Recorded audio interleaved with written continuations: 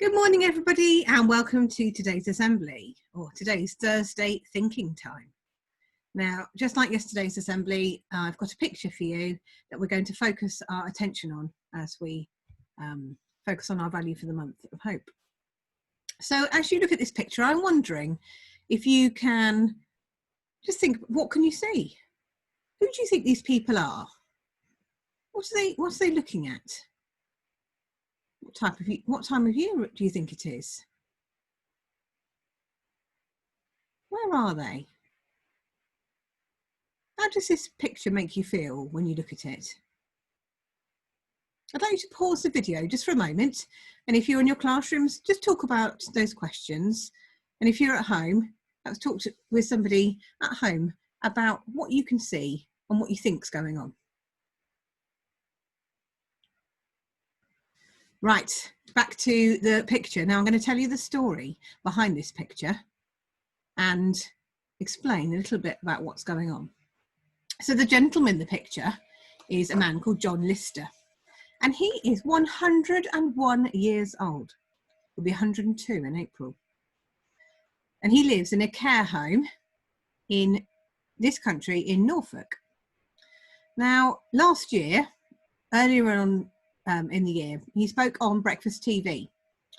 Now, something very, very sad happened to John, and that was that he had lost his wife, Ella, in February. She'd sadly died. Now, John and Ella had been married for 70 years. Just imagine, that's such a long time to be married for. And the reason that he was talking on the TV was that he was very worried about his first Christmas without her since they'd been married. So if you can imagine all those Christmases they've spent together as a married couple, and this was the first Christmas that he was going to be spending alone. Now, John's story inspired many, many, many people, and he started to receive some Christmas cards. Now, these Christmas cards weren't just from people that he knew. They weren't just from his friends or from his family. They were sent from people actually ended up being all over the world. And they sent these cards to try and cheer him up. I wonder if you can guess how many cards John received. Do you know, he actually received over 10,000 Christmas cards. And there were bags and bags of cards arriving at the care home where John lives. And the care assistants, and in the photograph, you can see the lady there who's sharing the card with John is one of the care assistants from the care home, showing him some of the posts that he received. And it was obviously an incredible story. So not only had he been on Breakfast TV originally, because he had been married to Ella for 70 years, and this was going to be a big deal for him this first Christmas, but this story also made the news when it was reported how many Christmas cards he had received. So thinking about John and all these Christmas cards that he received, I wonder if you can have a think about this. Why do you think so many people sent these Christmas cards to John? Now, when people feel sad, they do want to cheer others up. So how do you think receiving those cards made John feel? One of the cards, now there's, if you have a look on the BBC website, you can actually see a little video with John talking in the video. And it also shows some video sent from America, where some children who had written the cards were filmed reading out their cards to John. And one of the cards read out in this film says, "Christmas is a very difficult time for lots of people." So why is that? Why do you think it is? Why is Christmas so tricky for lots of people? What do they mean when they said that? And why are students in Florida, USA, sending cards to an elderly man thousands of miles away who they're never ever going to meet? Now, one of the other students had written in the card, "Don't forget, you're not alone." Why did they write that? What were they trying to say to John? What does this show us about people around the world today? And why do you think this is a story of hope? So, just like with the Penguin Assembly yesterday, we do have a few tasks that you might want to have a think about completing if you've got some time. Now, as I've already explained, John got sent cards from all around the world.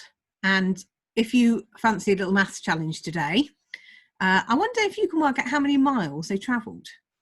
So some of the places have been listed here on the PowerPoint, and I wonder if you can work out by plotting them on a map, or perhaps you might have to do some sort of Googling and searching if you see if you can find what the distance is between John's home in Norfolk and these places. So Florida, Melbourne, Paris, Madrid, Dublin, San Francisco, Moscow, Chicago, Tel Aviv, Vancouver, Johannesburg. I wonder how many miles that is in total of all those places. So a bit of a maths challenge for those of you who fancy that. Another thing you might want to consider is that message that was written in the card by one of the children in the United States, who said, "Don't forget you're not alone." Could you design a card with that message? Think of a picture and a message to go with those words. And even better, how about you send that card to somebody that you're thinking of who might be alone at the moment, that you would like to try and cheer up, who might be feeling a bit sad because they're alone. And lastly, could you describe the story and explain why it's a story of hope? To me, this story is about hope because so many people who did not even know John and who will never get to know John wanted to share themselves with John. So they wanted to show how much they cared, even though they might have been miles and miles and miles away. They wanted to reach out and to try and cheer him up and to try and show that he wasn't alone on that first Christmas he was going to be spending without his wife. And I think what would be really lovely, and I know it's hard to do when we can't see people, and this is a real challenge for us at the moment, but if you see someone who's sad, think of what you can do to cheer them up. So in school, we do see each other, and you might see somebody in your class who's looking a bit sad, and think about what you could do to cheer them up. Now, I wonder how you can manage that at home. How would you know people are feeling sad? Well, it might be that you have ways of keeping in touch with some of your friends, or you might be just thinking of them because they're alone, because you might be thinking, I'm at home without my friends, and perhaps you could get in touch with them. Perhaps you could have a phone call, or maybe have a Zoom chat, or you could write them a little card or a little note. Obviously, we need to stick to all the rules, so we can't go around and have play dates at the moment, but do think about how you can reach out to somebody who might feel a little bit sad at the moment. Or it might be a family member that you haven't seen for ages, and perhaps you could write them a little card or a letter. Well, there's lots of ideas though that you could be thinking about for the time being, but I do hope that you have taken away a key message here, which is about how we can make a difference to people in such small ways, and all those people who just writing one Christmas card collectively made such a big difference to John. Well, that's all from me for today. I'll see you very, very soon. Have a great day. Bye-bye for now.